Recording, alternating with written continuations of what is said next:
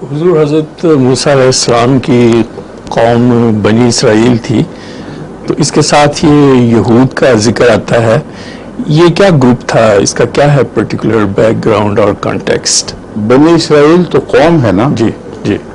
اور ایک وقت میں آ کے چونکہ سارے بنی اسرائیل یہودی ہو گئے تھے جی سوائے ان کے جو پہلے باہر جا چکے تھے.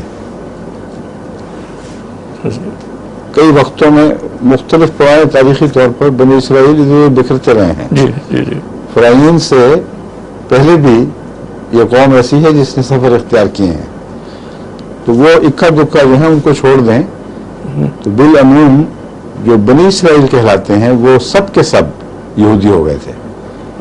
اس لیے ایک وقت میں آ کر یہود یا بنی اسرائیل متبادل اصطلاحیں بن گئیں. اچھا. بنی اسرائیل قومی نقطہ نگاہ سے اور یہود مذہبی نقطہ نگاہ سے. اب جس طرح دجال کے دو چہرے ہیں، ایک سیاست کا دجال اس کا نام رکھا گیا ہے یاجوج ماجوج، اور ایک مذہب کا دجال جس کو ویسے دجال کے نام سے یاد کیا گیا ہے.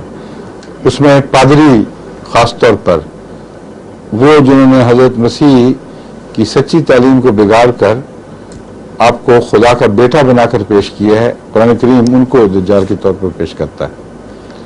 وہ آیات جو دجال کے خلاف رسول اللہ صلی اللہ علیہ وسلم نے بیان فرمائی، سورہ کاف کی پہلی 10 پڑھ کے دیکھ لیں اور آخری 10 انہی قوموں کا ذکر ہے. اسی عقیدے کا ذکر ہے.